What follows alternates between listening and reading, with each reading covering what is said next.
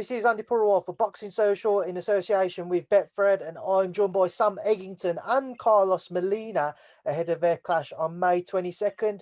Gents, how are we doing? Carlos, you first. How are you? I'm feeling good. I'm doing good. Ready to rumble.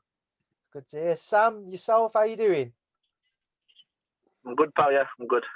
That's good to hear. Now, Sam, let's just start with yourself, as you're listed as a first one on the fight sheet. Shall we go with preparations for Carlos Molina? First and foremost, why Carlos? Why this stage of your career? It's a big opportunity, pal. The title that's on the line is, it's a big title. Carlos as a name on himself, he's big enough without the title. So it's just the opportunity. It's a big opportunity, and I'm here to grab it. Carlos, just with yourself now, with regards to Sam, what do you know about him, and what are you expecting from him? I expect him to come forward and throw punches. I know you was very active last year, just despite the pandemic. You were still able to get out 6 times, I believe. You fought once this year already. How key has the activity been for yourself? It's been real good. And it's kept me at 100%. I mean, my conditioning, I feel like my rhythm and everything, and it's a perfect timing for this fight. People can look at it and just assume, because you're 37 now, Carlos, you obviously weren't the fighter you once was. For anybody who might doubt or question you because of your age, what would you say to those comments? I feel like I'm better now. I feel like I'm gonna be better. I feel like my best fight hasn't been out there yet, and this is gonna be it. Sam, moving back to yourself, obviously just with Carlos being in the opposite corner, what are you expecting from him come May 22nd? I'm expecting, a very experienced, boxer. That's very tricky. But we'll have to see what comes off. Like I said to the other guy, people can change it up, from fight to fight. So I don't go off any last fights, fights before. I don't watch them.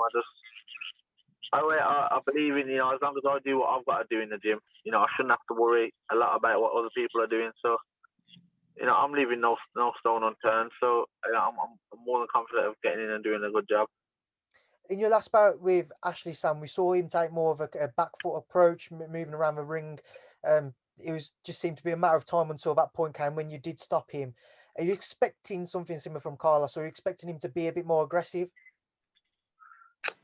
It's hard to say, pal. Like I just said, you just never know what's going to turn up. I have a feeling, he's definitely going to come, with a bit more intention than, Ashley did. But, either way, like I just said, I'm training hard, and I'm more than ready to go. Sam, I saw some quotes from Mick Hennessy where he said victory for yourself, it can lead to a big opportunity in the near future back on the world scene.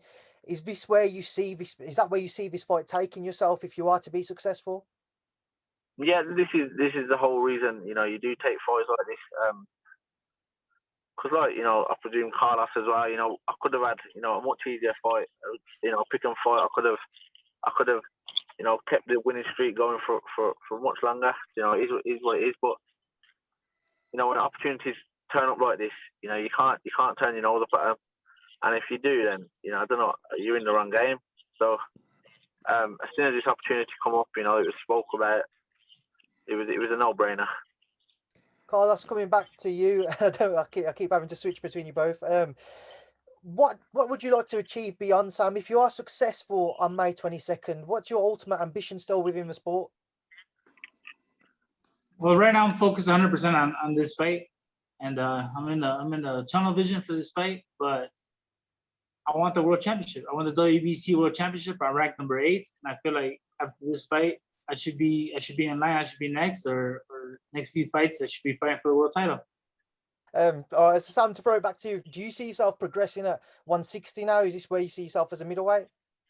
Like I just said, pal, this is an opportunity. You can't turn your nose off at. 160 is comfortable. 154 is definitely doable. So, when I win this fight, if an offer comes up at 154, and it's big, then of course I can do that. But at the moment, you know, it's 160, it's WBC silver, and that's what I got my eyes set on. Carlos, just to throw it back to you. You've spoken about what you expect from Sam. We all know he's aggressive. He likes to come forwards. But what should everybody expect to see from yourself? Just smart, being me, being the smartest fighter that I can be in the ring, and dominating, making it my fight from the beginning to the end, adjusting to whatever I have to do to win. You've got a great deal of experience, Carlos, obviously former world champion yourself. How key do you feel that will be in this bout with Sam? I mean, I feel like it's everything. Experience is everything, and that's what I have now as far as my training, my fights, and all around. I feel like it's gonna help me out, and with his style coming forward, then I gotta use my experience even more, and I'm always gonna use that. And I feel like I'm excited for this one. Sam, just to come back to yourself, I remember speaking to John Pegg in the coming months after your bout with Ashley Fearfane, and I can't remember whether he said one of the judges had Ashley either winning or he had him drawing with the fight. Going into this one, is that another concern for you? Do you feel like you need to force a stoppage victory? Yeah, that's always a concern. You know, Carlos Molina was just saying the same thing about being on the away show. You know, the judges will edge the opposite way, but he's got no problem with that with me, because you know the judges never go my way. So yeah, look, I never try and do the 12 rounds. You don't get paid overtime. So you know, if the stoppage is there, then I'm going to take it without a doubt. But I believe I'll have enough to, you know, if it goes 12, you know, to definitely to win, you know, widely on points. Carlos, just to throw that one back to yourself then, speaking about the judges and taking it out of their hands, being the away fighter, I know Sam just mentioned it there, but to hear it from yourself, is it a concern for you travelling over, being the away fighter? Do you feel like you need to win by a stoppage, sorry? I mean, I've been in the same situation many times before in my career. I mean, most of the times in my career, I had to travel and be the opponent, so I'm comfortable with that. But yeah, I know what I need to do to win the fight, and it can't go to decision, because if it does, then I'm leaving everything up in the air. All right, gents, just before I let you go, I want to leave a final word to both of you. Sam, firstly from yourself, just everybody who's obviously going to tune in on May 22nd, your fans, your followers, and everybody who supports you. I just want to say, you know, I appreciate everyone. Messages, well wishes, good looks, well done. Sponsors, you know, everything, you know, I appreciate them all. And, you know, tune in. It'll be a good fight. And Carlos, just the same from yourself, please, to all your followers, your fans, what would you like to say to them?